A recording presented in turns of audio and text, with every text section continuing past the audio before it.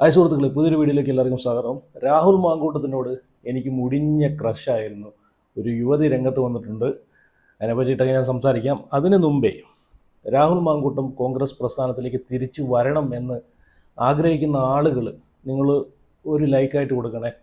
പ്രതിഷേധമായിട്ട് തന്നെ കൂട്ടിക്കോ. രാഹുലിനെ ഈ കോൺഗ്രസ് പ്രസ്ഥാനത്തേക്ക് തിരിച്ചെടുത്തേ പറ്റൂ. രാഹുൽ എന്നൊരു വ്യക്തിയെ കേരള രാഷ്ട്രീയത്തിന്, കേരള കോൺഗ്രസ്സിന് ആവശ്യമാണ്. ഇതുപോലുള്ള നട്ടലുള്ള യുവ നേതാക്കളെ ഒരിക്കലും ഇല്ലായ്മ ചെയ്യാൻ നമ്മൾ അനുവദിച്ചു കൊടുക്കല്. അപ്പം രാഹുലിൻ്റെ തിരിച്ചുവരവ്, രാഹുലിനെ ഈ കോൺഗ്രസ് പ്രസ്ഥാനത്തിലേക്ക് തിരിച്ചെടുക്കണമെന്ന് ആത്മാർത്ഥമായിട്ട് ആഗ്രഹിക്കുന്നവരൊക്കെ ഒന്ന് ലൈക്ക് ചെയ്ത്, അതുപോലെ നിങ്ങളുടെ അഭിപ്രായം ഉറപ്പായിട്ട് കമൻറ്റ് ചെയ്യുക. അതുപോലെ ആദ്യമായിട്ട് വീഡിയോ കാണുന്നവർ ഉറപ്പായിട്ടും ചാനലും കൂടെ സബ്സ്ക്രൈബ് ചെയ്ത് ഫോളോ ചെയ്ത് സപ്പോർട്ട് ചെയ്ത് വയ്ക്കുക. അപ്പം ഞാനിവിടെ ഒരു പോസ്റ്റ് വയ്ക്കാം. അപ്പോൾ ആ പോസ്റ്റ് നിങ്ങളൊന്ന് നോക്കിക്കോണം. എത്രത്തോളം ധാർമ്മികത ഉള്ളൊരു ആണോ എന്ന് നിങ്ങളൊന്ന് ചിന്തിക്കുക. രാഹുലിൻ്റെ തെറ്റിന് ക്ഷമ ചോദിച്ച് വേണം പിഷാരടി വോട്ട് ചോദിക്കാൻ. കെ ബാലൻ പറഞ്ഞ കാര്യമാണ്. എന്ന് വെച്ച് കഴിഞ്ഞാൽ രാഹുൽ മാങ്കൂട്ടം എന്തോ വലിയ തെറ്റങ്ങോട്ട് ചെയ്തിട്ടുണ്ട്. ആ തെറ്റിന് പാലക്കാട്ടിലെ ജനങ്ങൾക്ക് വേണ്ടി രാഹുൽ മാങ്കൂട്ടം ചെയ്തിട്ടുള്ള തെറ്റിന് ക്ഷമ ചോദിച്ചിട്ട് വേണം പിഷാരടി വോട്ട് ചോദിക്കാൻ എന്നാണ് ഈ കെ ബാലൻ പറയുന്നത്. നിങ്ങളൊന്ന് ആലോചിച്ച് നോക്കണം, എത്രത്തോളം കെ ബാലൻ്റെ തലയിൽ മറ്റേ തലച്ചോറുണ്ടെന്ന്, ചിന്തിക്കാനുള്ള യുക്തി ഉണ്ടെന്ന് ഇതിലൂടെ തന്നെ നമുക്ക് മനസ്സിലായി കാണും. സ്വന്തം ഭാര്യയെയും തങ്കക്കുടം പോലുള്ള ഒരു മകനെയും വീട്ടിൽ നിന്ന് തല്ലി ഓടിച്ചിട്ട് വിജയൻ്റെ മകളെ കല്യാണം കഴിച്ചതിന് മരുമോനും മുൻ ഭാര്യമാരെ അതിക്രൂരമായി മർദ്ദിച്ചതിനും നിലവിലുള്ള ഭാര്യയുടെ മുന്നിൽ വെച്ച് അവിഹിതം നടത്തിയതിനും കോണേശനും ആദ്യം മാപ്പ് പറയുമോ സംഗി ബാല എന്നിവിടെ ഒരു പോസ്റ്റിനകത്ത് പറയുവാണ്. ഷിരി ജെ SP എന്ന് പറഞ്ഞൊരു ഐഡിയിൽ നിന്നാണ് ഇത് പോസ്റ്റ് ചെയ്തിരിക്കുന്നത്. കുറച്ച് നാളായി മുഖ്യനടക്കം പലരും മാപ്പ് ചോദിക്കുന്നുണ്ട്. നിങ്ങൾ പാർട്ടിക്കാർ മാപ്പ് ചോദിക്കാൻ തുടങ്ങിയാൽ 5 വർഷം കഴിഞ്ഞാലും ആ ലിസ്റ്റ് തീരില്ല എന്നാണ് ഇതിനകത്ത് കൊടുത്തേക്കുന്നത്. രാഹുൽ എന്തിന് മാപ്പ് പറയണം? രാഹുൽ മാപ്പ് പറയുന്നതിന് മുമ്പേ ഈ പോസ്റ്റിനകത്ത് പറഞ്ഞിട്ടുള്ള അതുപോലെ പല ആൾക്കാരും മുമ്പേ മാപ്പ് പറയേണ്ടതുണ്ട് അല്ലേ? അത് കഴിഞ്ഞിട്ട് രാഹുൽ മാപ്പ് പറഞ്ഞാൽ മതി. ഓക്കെ, ഇനി ഞാൻ ഇവിടെ ഒരു വീഡിയോ വയ്ക്കാം. അപ്പം നമ്മളെ സരിനും അതുപോലെ ലക്ഷ്മിയും എല്ലാം കൂടെ ചേർന്നിട്ട് അവസരവാദിയായിട്ടുള്ള സരിൻ കൊടുത്ത പൈസയ്ക്ക് വേണ്ടിയിട്ട് അല്ലെങ്കിൽ സരിന് വേണ്ടിയിട്ട് വാദിക്കാനെ കൊണ്ട് കുറേ മാധ്യമങ്ങൾ രാഹുൽ മാങ്കൂട്ടത്തിനെതിരെ ആഞ്ഞടിച്ചെല്ലാം നമ്മൾ കണ്ടതാണ്. ഇപ്പം എല്ലാത്തിനും പണി കിട്ടിയാണ്. ഇല്ല, ഒരു പഴഞ്ചൊല്ലുണ്ടല്ലോ, പൊട്ടനെ ചെറ്റ് ചതിച്ച് കഴിഞ്ഞാൽ ചെട്ടിയെ ദൈവം ചതിക്കുന്നൊരു ചെല്ലുണ്ട്. അതുപോലെയാണ്. അപ്പം അവനൊട്ട് കിട്ടിയതുമില്ല, മറ്റുള്ളവനൊട്ട് തീറ്റിച്ചതുമില്ലെന്നുള്ളൊരു ചെല്ലുണ്ടല്ലോ. അതാണ് ഇതുപോലെ സരിൻ രാഹുൽ മാങ്കൂട്ടത്തിനെ പാലക്കാട് നിന്ന് ചവിട്ടി പുറത്താക്കി ആട്ടി ഓടിച്ചു കഴിഞ്ഞാൽ സരിൻ അവിടെ ജയിക്കാം എന്ന് സരിൻ വിചാരിച്ച് കാണും. അങ്ങനെ എങ്ങനെയെങ്കിലും രാഹുലിനെ കള്ളക്കേസിൽ കൊണ്ട് കുടുക്കി രാഹുലിനെ പാലക്കാട് നിന്ന് ഓടിച്ചു കഴിഞ്ഞാൽ എനിക്ക് അവിടെ കയറി ഇരുന്ന് ഞെളിയാം എന്നൊരു വിചാരമായി പോയി. അവസാനം എന്തായി? സരിന് സീറ്റ് കൊടുത്തോ? ഇല്ല. രാഹുൽ മാങ്കൂട്ടം റെക്കോർഡ് വിജയത്തോടു കൂടിയാണ് സരിനെ അവിടെ തൂറിത്തോപ്പിച്ചെന്ന് വേണമെങ്കിൽ പറയാം, പാലക്കാട്ടിൽ അല്ലേ? നമുക്കറിയാം സരിൻ മറുകണ്ഠം ചാടി ഓടിയത് സീറ്റിന് വേണ്ടിയിട്ടാണെന്ന് നമുക്ക് നല്ലപോലെ അറിയാം. ഇവിടെ VD സതീശൻ്റെ മൂടും താങ്ങി നടന്ന അവസാനം VD സതീശൻ പാലക്കാട് സീറ്റ് നൽകത്തില്ല എന്നറിഞ്ഞപ്പോഴത്തേക്ക് രാഹുൽ മാങ്കൂട്ടത്തിനെയാണ് പരിഗണിച്ചതെന്ന് അറിഞ്ഞപ്പോഴത്തേക്ക് സരിൻ്റെ സ്വഭാവം മനസ്സിലായതുകൊണ്ടാണ് സരിന് അന്ന് കോൺഗ്രസ് പ്രസ്ഥാനം അല്ലെങ്കിൽ VD സതീശൻ സീറ്റ് നൽകാനിരുന്നത്, സ്ഥാനാർത്ഥിയായിട്ട് നിർത്താതിരുന്നതിനോ ഈ സരിൻ എന്താണെന്ന് നല്ലോണം മനസ്സിലാക്കിയത് മാത്രമാണ്. അപ്പോൾ അന്ന് സരിന് സീറ്റ് കൊടുക്കത്തില്ല എന്നറിഞ്ഞപ്പോഴത്തേക്ക് പാലക്കാട് രാഹുൽ മാങ്കൂട്ടത്തിനെ നിർത്തുന്നെന്ന് അറിഞ്ഞപ്പോഴത്തേക്ക് കിടക്കുന്ന മറുകണ്ഠം ചാടി ഓടി ഉടനെ അവിടെ കയറിയിരുന്ന് അവസാനം പാലക്കാട് സ്വന്തം പ്രസ്ഥാനത്തിന് വളർന്നു വന്നത് കോൺഗ്രസിൽ നിന്നാണ്. ആ വളർന്നു വന്ന പ്രസ്ഥാനത്തിനെതിരെ കയറി നിന്ന് അവസാനം എന്തായി? രാഹുൽ മാങ്കൂട്ടത്തിനെതിരെ നിന്ന് തോറ്റു LDFിനെ സ്ഥാനാർത്ഥിയായിട്ട് ഇരുന്നത്. അപ്പോൾ ആ പക ഇങ്ങനെ മനസ്സിൽ കിടന്നിങ്ങനെ പൊട്ടി അവസാനം എന്താണെന്നറിയോ? അത് അവസാനം ഒരു പെണ്ണ് കേസ് വരെ കൊണ്ട് എത്തിച്ചു വെച്ചു എന്ന് വേണമെങ്കിൽ പറയാം. രാഹുൽ മാങ്കൂട്ടമായിട്ടുള്ള ഈ ഒരു ഇതിനകത്ത് ഏറ്റവും കൂടുതൽ സരിനാണ് ഇതിനകത്ത് കളിച്ചത്. എല്ലാം നമുക്കറിയാം. സരിൻ വഴി ഈ പറഞ്ഞിട്ടുള്ള മാധ്യമപ്രവർത്തകർ ആരൊക്കെ ഇതിനകത്ത് കളിച്ചതെന്നല്ല അറിയാം. ഇപ്പോൾ അവർക്കെല്ലാം നല്ല തിരിച്ചടി കിട്ടിയേക്കുവാണ്. അപ്പോൾ അതിൻ്റെ ഒരു ക്ലിപ്പാണ് ഞാൻ ഇവിടെ കാണിച്ചിരുന്നത്. ഇപ്പം ലക്ഷ്മി പുള്ളിക്കാരിക്ക് ഭയങ്കര സങ്കടമുണ്ട് സരിന് സീറ്റ് കൊടുക്കാത്തതിന്. രാഹുൽ മാങ്കൂട്ടത്തിനെതിരെ വന്ന ആരോപണത്തിനെതിരെയൊക്കെ ശക്തമായിട്ട് പ്രതികരിച്ച് കൊടി പിടിച്ച് നടന്നൊരു വ്യക്തിയാണ് സരിൻ. സരിന് എന്തുകൊണ്ട് പാലക്കാട് സീറ്റ് കൊടുത്തില്ല? സരിൻ ആരാണെന്ന് ഈ LDFന് നല്ലതുപോലെ അറിയാം. മറുകണ്ഠം ചാടി വന്ന സരിൻ്റെ സ്വഭാവ ഗുണങ്ങൾ എന്താണെന്ന് അവർക്ക് അറിയാവുന്നതുകൊണ്ടാണ് സീറ്റ് കൊടുക്കാഞ്ഞത്. അപ്പോൾ എന്തായാലും ആ ഒരു ക്ലിപ്പും കൂടെ ചേച്ചി ഭയങ്കര കരച്ചിലാണ് സരിന് സീറ്റ് കൊടുക്കാത്തതിൽ, അതും കൂടെ ഒന്ന് കണ്ടു നോക്കെ. ആ സംശയിക്കുന്നവരെ കുറ്റം പറയാൻ കഴിയില്ല എന്നുള്ളതാണ്. ഇതിനകത്ത് ഡോക്ടർ പി സരിന്റെ പേരാണ് നമുക്കറിയാമല്ലോ. കഴിഞ്ഞ തവണ അദ്ദേഹം പാർട്ടിയിൽ നിന്ന് ഇറങ്ങി വന്ന സാഹചര്യം, അങ്ങനെ അവിടെ CPM മത്സരിപ്പിക്കുന്ന സാഹചര്യം, സ്വതന്ത്രനായി വരുന്നു. അവസാനം CPM ചിഹ്നത്തിലാണ് അദ്ദേഹം മത്സരിച്ചത്, പാർട്ടി ചിഹ്നത്തിൽ മത്സരിക്കുന്ന ഒരു സാഹചര്യം ഉണ്ടായിട്ടുണ്ട്.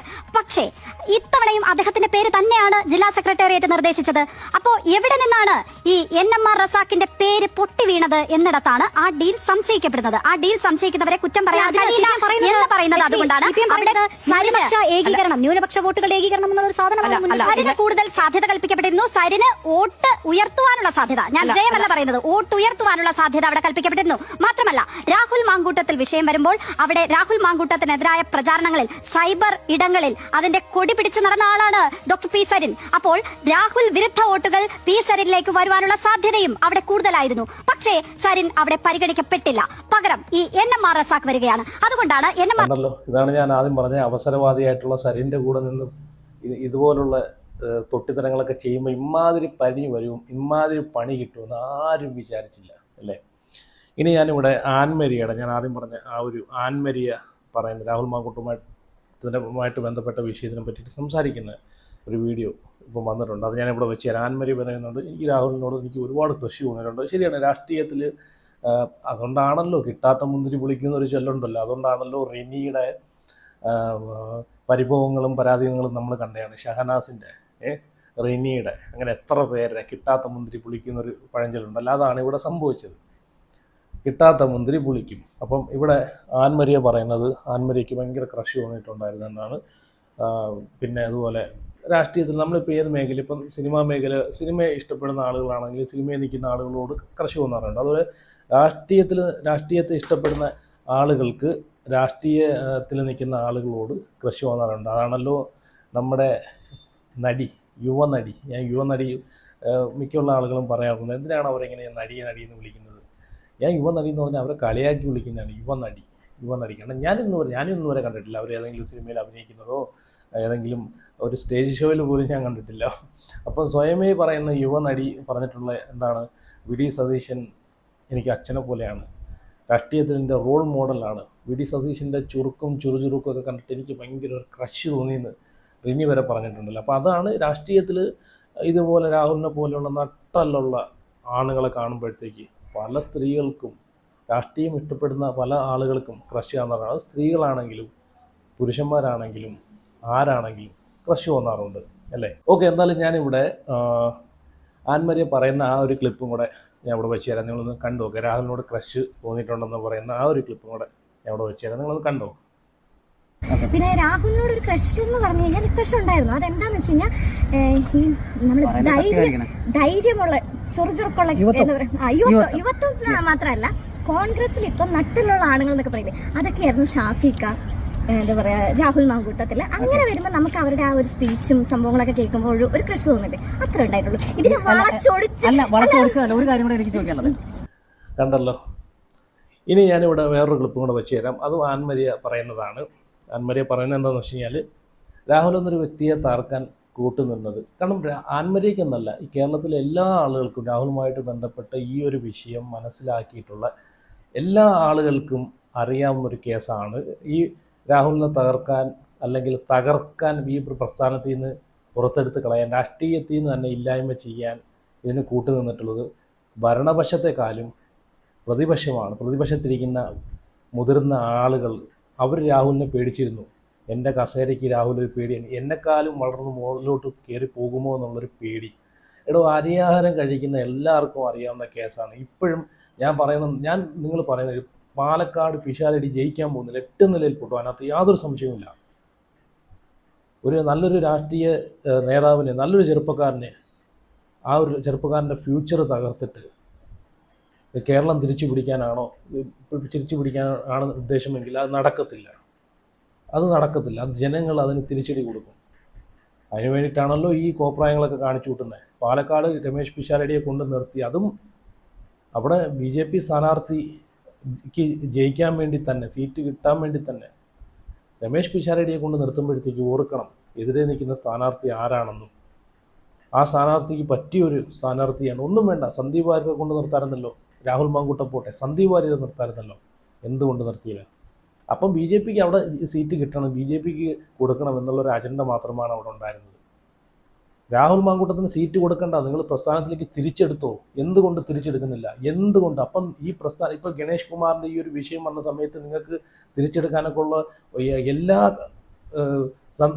സാഹചര്യം ഉണ്ടായിരുന്നു. ആ ഗണേഷ് കുമാറിൻ്റെ വിഷയം എടുത്തിട്ടിട്ട് എന്നാൽ പിന്നെ രാഹുലിനെ ഞങ്ങൾ തിരിച്ചെടുക്കുവാണെന്ന് പറഞ്ഞിട്ട് നിങ്ങൾക്ക് തിരിച്ചെടുക്കാമായിരുന്നു. പക്ഷെ നിങ്ങളത് ചെയ്തില്ല. അപ്പം ഈ പ്രസ്ഥാനത്ത് നിൽക്കുന്ന ആളുകളുടെ അജണ്ട തന്നെയാണ്, അതിനകത്ത് യാതൊരു സംശയവുമില്ല. രാഹുൽ എന്നൊരു വ്യക്തിയെ ഈ പ്രസ്ഥാനത്തിലേക്ക് വേണ്ട. എന്നെക്കാളും മുകളിലോട്ട് അവൻ കയറിപ്പോവും, അവനിക്ക് കഴിവുണ്ട്, രാഷ്ട്രീയത്തിൽ അവൻ പുലിയാണ് എന്ന് പല ആളുകളും അവനെ പേടിച്ചുകൊണ്ട് മാത്രമാണ് ഈ ഒരു പ്രസ്ഥാനത്തിലൂടെ തിരിച്ചെടുക്കാതെ ഇപ്പോഴും രാഹുലിനെ പുറത്തു നിന്നിരിക്കുന്നത്. രാഹുലിൻ്റെ ഒരു പേര് പറയുമ്പോൾ രമേശ് ചെന്നിത്തല, അതുപോലെ VD സതീശൻ എന്താണ് പറയുന്നത്? അവരെയൊക്കെ മറുപടി എന്താണ്? അയാളിപ്പോൾ പാർട്ടിയിലില്ലല്ലോ, അയാളിപ്പോൾ പാർട്ടിക്ക് പുറത്തല്ലേ, എനിക്ക് താല്പര്യമില്ല അയാളെ കാര്യം കേൾക്കാൻ എന്ന് പറഞ്ഞ് മുഖം തിരിച്ച് നടക്കുന്ന ഇവരെയാണ് കാണുന്നത്. അപ്പോൾ അതിലൂടെ നമുക്ക് മനസ്സിലാക്കാം ഭരണപക്ഷത്തെക്കാളും പ്രതിപക്ഷമാണ് രാഹുലിനെ തകർക്കാൻ കൂട്ടുന്നത്. ഞാൻ ആ ഒരു വീഡിയോ, ആൻമരിയ പറയുന്ന ആ ഒരു വീഡിയോ കൂടെ ഞാൻ വെച്ച് തരാം. ാണ് ജീവിക്കുന്നത്. നമ്മൾ പത്രമാധ്യമങ്ങളിലും സോഷ്യൽ മീഡിയയിൽ കൂടെ ഒരുപാട് വാർത്തകൾ കാണുന്നു. അപ്പോൾ ഇത് എതിർകക്ഷികൾ മാത്രമല്ല, അതേ പാർട്ടിയിലെ പലരും ഇദ്ദേഹത്തിന്റെ ഉയർച്ച കണ്ടിട്ട് താഴ്ത്താൻ അത് ശ്രമിച്ചിട്ടുണ്ട്. ഞാനും എന്താ പറയാ, ആ വാർത്തകളൊക്കെ കണ്ടപ്പോഴത്തേക്കും ഞാനും ഇങ്ങനെ ചിന്തിച്ചിട്ടുണ്ട്. ചിലപ്പോൾ അങ്ങനെ സംഭവിച്ചിട്ടുണ്ടാവാം. അത് എതിർ പാർട്ടികൾ മാത്രമല്ല, എന്താണെന്ന് വെച്ച് കഴിഞ്ഞാൽ സ്വന്തം പാർട്ടിയിൽ നിന്ന് തന്നെ വളർന്നു വരുന്ന ഇഷ്ടപ്പെടാത്ത ആൾക്കാരുണ്ടാവും. തീർച്ചയായും. ഇപ്പൊ നമ്മൾ ഏതൊരു ഫീൽഡിൽ നമ്മൾ എന്താ പറയാ പോയാലും അവിടെ എല്ലായിടത്തും ഉണ്ട് പ്രശ്നങ്ങൾ. കണ്ടല്ലോ. അപ്പോൾ എന്തായാലും രാഹുൽ നോക്കിക്കോ, ഇരട്ടി ശക്തിയോടെ തന്നെ തിരിച്ചു വരും. അതിനകത്ത് യാതൊരു സംശയവുമില്ല. രാഹുലിനെ പിന്തുണയ്ക്കുന്ന ആളുകൾ കേരളത്തിൻ്റെ നാനാ ഭാഗത്തുമുണ്ട്. അവരുടെ പൂർണ്ണ പിന്തുണ എപ്പോഴും രാഹുലിൻ്റെ രാഷ്ട്രീയം നശിച്ചു എന്ന് സന്തോഷിച്ചിരിക്കുന്ന ആളുകൾ ഒരു കാര്യം ഓർത്തോ, രാഹുലിൻ്റെ രാഷ്ട്രീയം തീർന്നിട്ടില്ല. രാഹുൽ തുടങ്ങിയിട്ടേ ഉള്ളൂ, അതാദ്യം മനസ്സിലാക്കുക. രാഹുൽ ഇരട്ടി ശക്തനായിട്ട് തിരിച്ചു വരും. അപ്പോൾ രാഹുലിനെ പിന്തുണയ്ക്കുന്ന ആളുകൾ, രാഹുൽ ഈ ഒരു പ്രസ്ഥാനത്തിലേക്ക് തിരിച്ചു വരണം എന്ന് ആത്മാർത്ഥമായിട്ട് ആഗ്രഹിക്കുന്നവരൊക്കെ ഒന്ന് ലൈക്ക് ചെയ്ത് നിങ്ങളുടെ അഭിപ്രായങ്ങളൊക്കെ, ഇതിനെ പറ്റിയിട്ടുള്ള അഭിപ്രായങ്ങളൊക്കെ ഉറപ്പായിട്ട് കമൻറ്റ് ചെയ്ത്